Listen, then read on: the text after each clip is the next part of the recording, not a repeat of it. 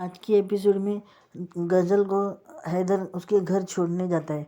तो गज़ल देखती है उसका घर भूकंप में पूरी तरह से उजड़ जाता है। वो बहुत ज़ोर ज़ोर से रोने लगती है।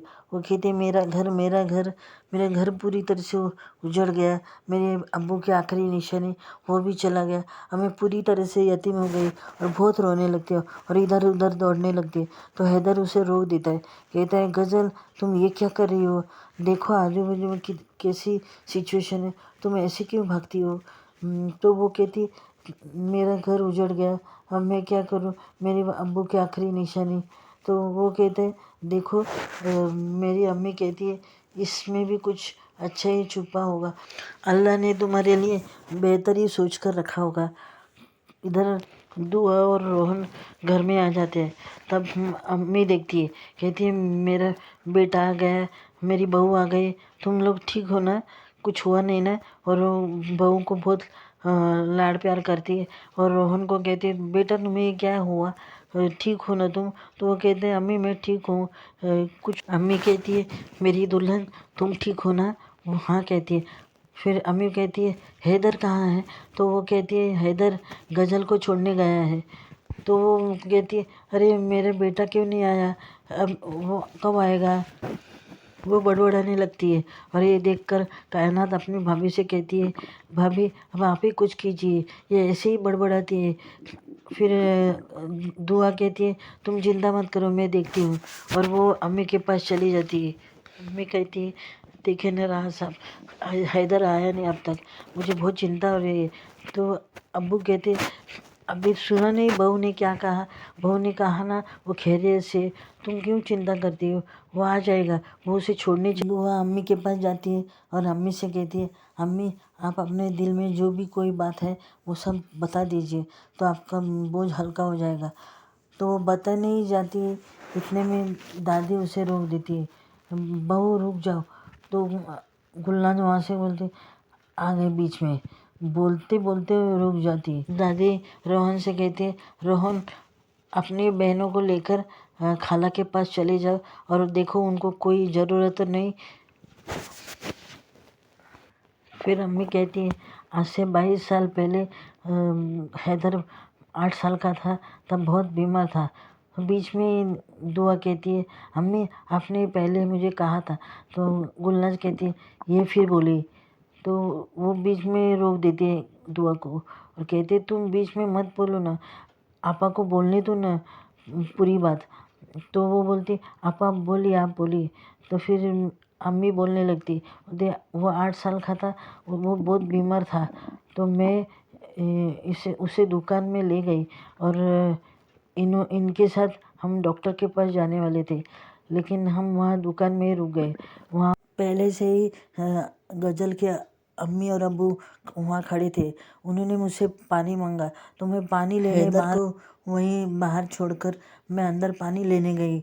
बाहर आके देखती हूँ तो दो गज़ल के अब्बू हैदर को लेकर भाग रहे थे। मुझे लगा वो उसे चुरा कर ले जा रहे। उसके पीछे उनके पीछे गज़ल की अम्मी भी दौड़ रही थी। फिर मैं भी उन लोगों के पीछे भागने लगी। मुझे लगा वो लोग चुरा के लेके जा रहे हैं। तो मैं ज़ोर ज़ोर से चिल्ला रही थी मेरा बच्चा मेरा बच्चा। तो सब लोग वहाँ जमा हो गए। सब लोगों ने पूछा क्या हुआ? तो उन्होंने कहा ये मेरे बच्चे लेकर भाग रही है। तो सब लोगों ने उसे पकड़ लिया, गज़ल की अम्मी को, और फिर सब लोगों ने उसे मारने लगे। और वो मारते मारते मैं उनको बोल रही थी मत मारो मत मारो। सब लोगों ने उसे मार डाला। फिर थोड़ी देर बाद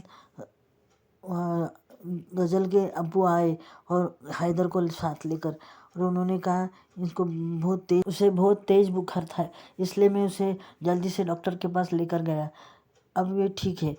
तो अम्मी कहती है मुझे बहुत दुख हुआ जब उन्होंने देखा उनकी बीवी खून से लथपथ बाहर पड़ी थी, तो उनको बहुत बुरा लगा। फिर अम्मी कहती है मेरी वजह से एक मासूम की जान चली गई, ये मेरी पहली गलती थी। जब मैंने डॉक्टर को देखा तो डॉक्टर से पूछा तो डॉक्टर ने कहा कि अगर हैदर को वक्त पर नहीं लाते तो उसकी जान चली जाती। अब देखो हैदर तो बच गया, लेकिन गज़ल के अम्मी को हम लोग बचा नहीं पाए। सब सुनकर गुलनाज उठ जाती है और कहती है, आपा मुझे लगा आप तो बहुत अच्छी इंसान हो, लेकिन आज पता चला आप बहुत बड़ी खूनी हो। और दुआ कहती है, अम्मी आप बुरा मत मानिए, आपसे जानबूझकर आपने नहीं किया, ये गलती से हो गया, हर किसी से हो सकता है, तो आप बुरा मत मान। मुझे पता है आप सपने में भी ऐसे करने की सोचेंगे नहीं।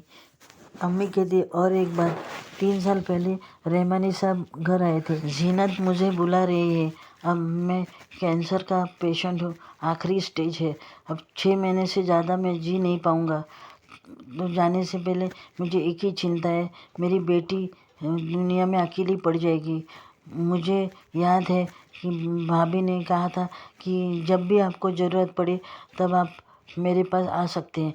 तो अम्मी कहती है, हाँ मैंने कहा था। तो वो कहते, मेरी आखिरी इच्छा है। तो वो कहती है, हाँ बोलिए ना।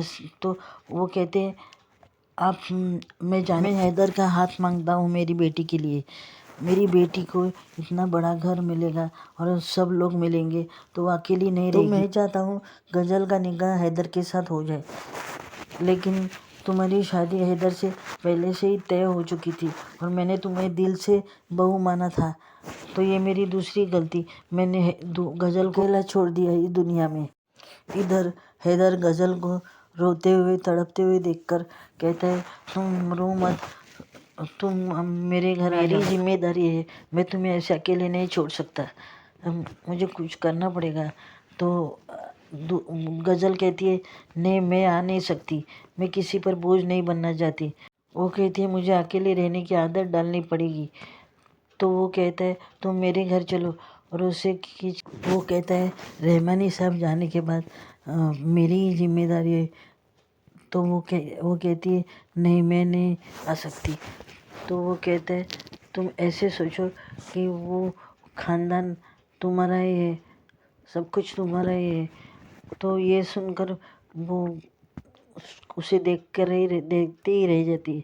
फिर यहाँ पर अब हैदर कहता है, अगर मैंने तुम्हें यहीं पर छोड़ दिया तो दुआ मुझे डांटेंगी और मैं दुआ से बहुत डरता हूँ, फिर मेरे जीवन में फिर भूकंप आ जाएगा।